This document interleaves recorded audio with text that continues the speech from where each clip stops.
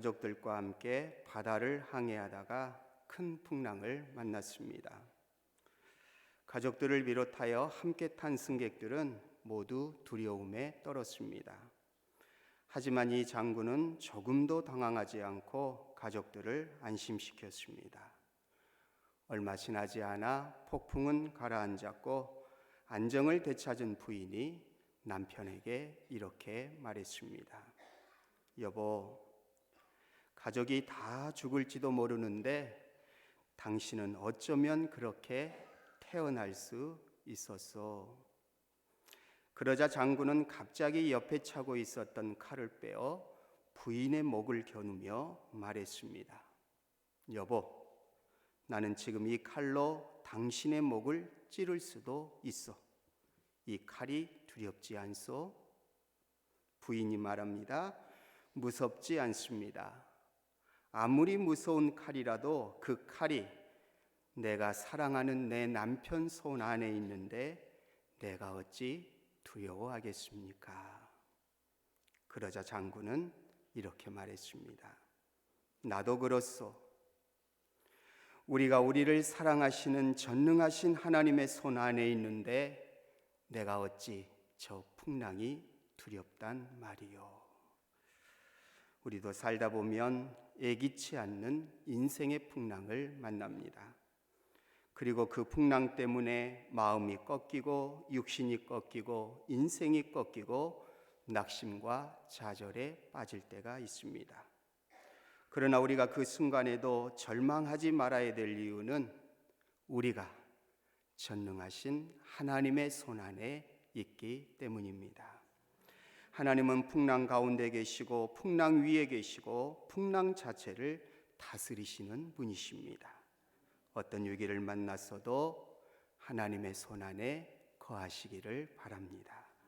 때가 되면 하나님께서 우리 삶 속에 뛰노는 모든 노한 풍랑들을 잔잔하게 해 주실 것입니다. 오늘 말씀은 우리가 잘 아는 요나에 관한 이야기입니다. 요나는 아수르의 수도 느느웨로 가서 회개의 복음을 외치라는 하나님의 명령을 어기고 제 마음, 제 뜻대로 가다가 풍랑을 만났습니다.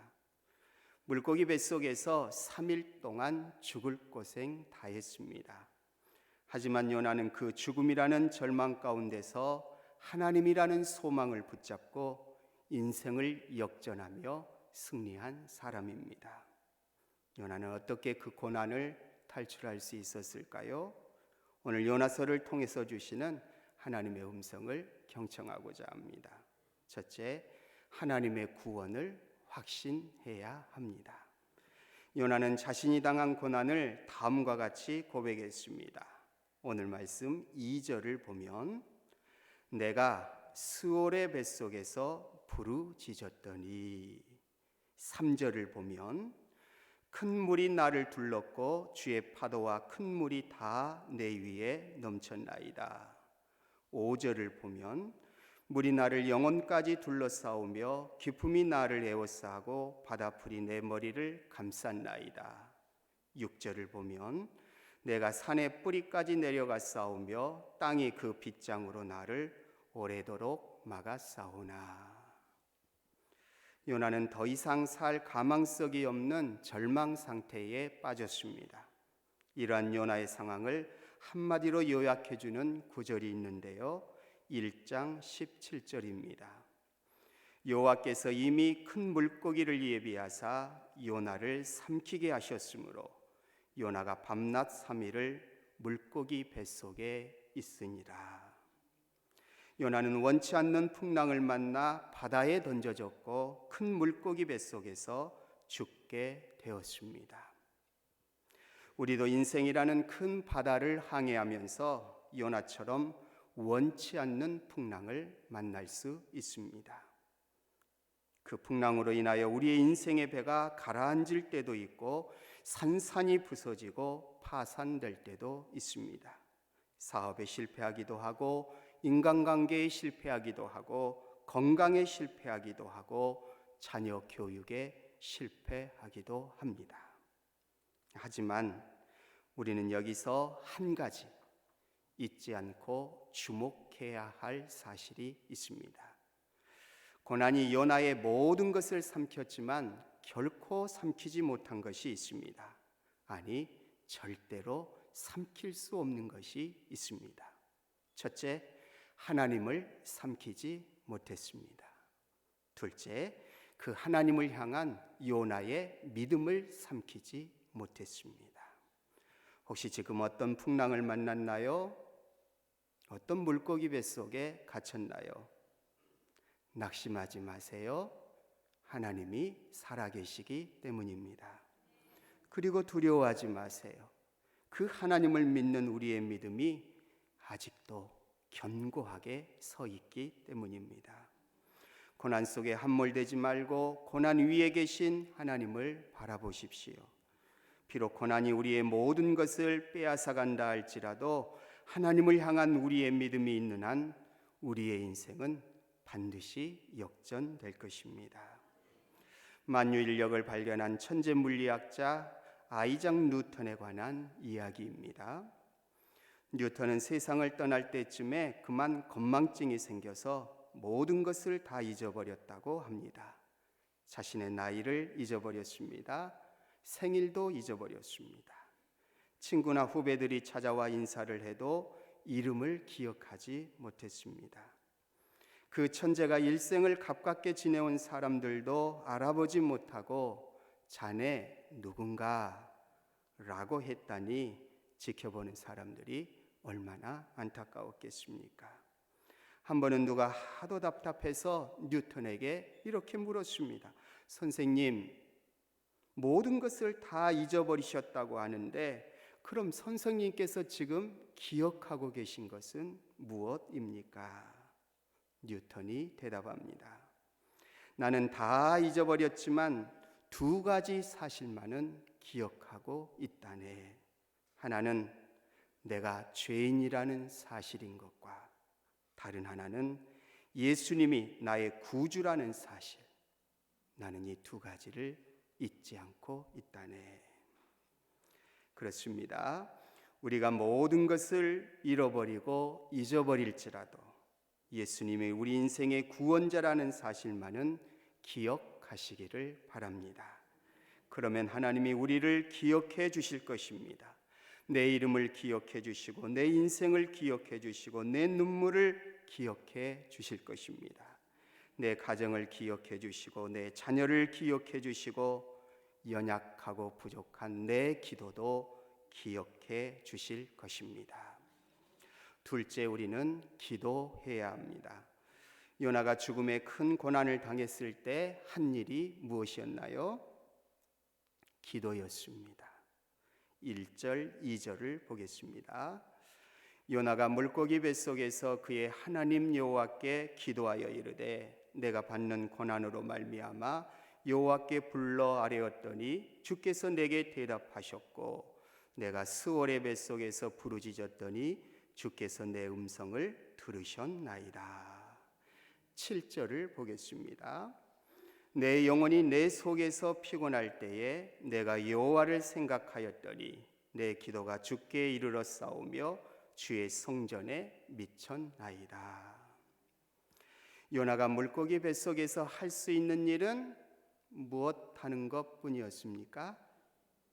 기도하는 것 뿐이었습니다. 바다 한가운데서 과연 요나가 할 수 있는 일이 무엇이겠습니까? 칠흑같이 어두운 물고기 뱃속에서 아무도 할 수 없는 홀로 된 그 자리에서 붙잡고 일어설 만한 것이 아무것도 없는 그 절망의 자리에서 요나가 할 수 있는 일은 과연 무엇이 있었겠습니까? 사랑하는 아내도 요나를 도울 수 없어요. 사랑하는 자녀들도 요나를 도울 수 없습니다. 그가 가진 재물이 아무리 많다 할지라도 그가 가진 지식이 아무리 많다 할지라도 그 물질이 그 지식이 요나를 구원할 수 없었습니다. 인간의 도움이 모두 끊긴 그 자리에서 요나가 할 수 있는 일은 오직 살아계신 하나님께 기도하는 것 뿐이었습니다. 왜 기도했을까요? 왜 기도했을까요? 하나님이 살아계심을 믿었기 때문입니다. 요나는 살아계신 하나님이 반드시 구원해 주실 것을 믿었습니다. 자신을 삼킨 그 물고기까지도 하나님이 친히 다스리고 계심을 믿었습니다. 그래서 기도했습니다. 그래서 하나님의 이름을 불렀습니다. 그냥 부른 것이 아니라 구원을 확신하면서 불렀습니다. 그냥 기도한 것이 아니라 고난 중에 오히려 감사하며 기도했습니다. 그런 요나의 기도가 오늘 말씀 9절에 나옵니다. 나는 감사하는 목소리로 주께 제사를 드리며 나의 소원을 주께 갚겠나이다. 구원은 여호와께 속하였나이다.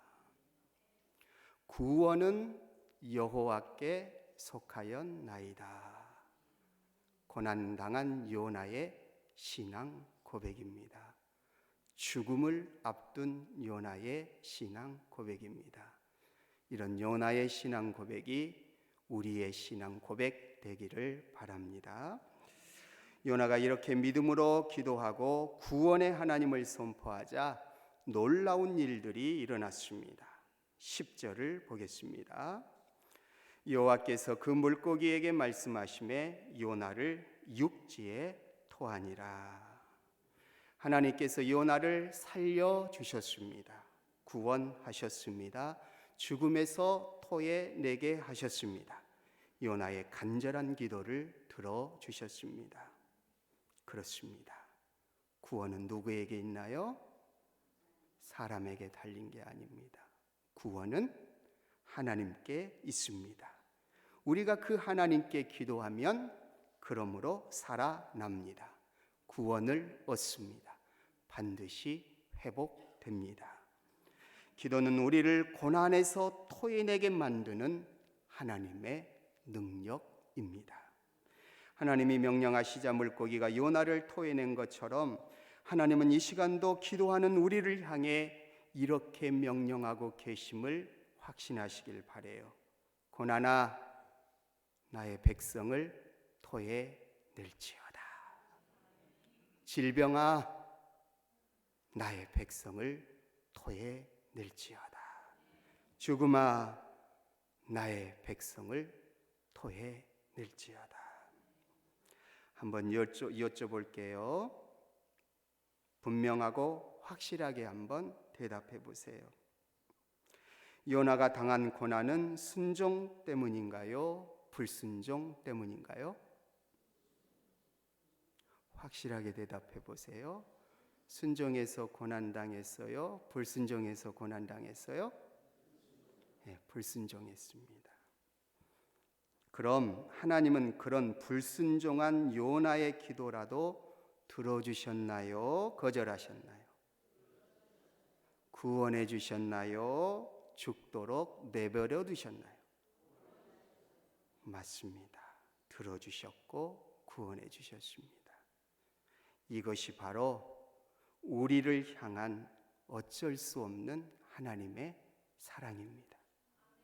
잘나도 내 자식, 못나도 내 자식, 성공해도 내 자식, 실패해도 내 자식, 건강해도 내 자식, 병들었어도 내 자식, 순종해도 내 자식, 불순종해도 내 자식, 죄 없어도 내 자식, 죄 많아도 내 자식.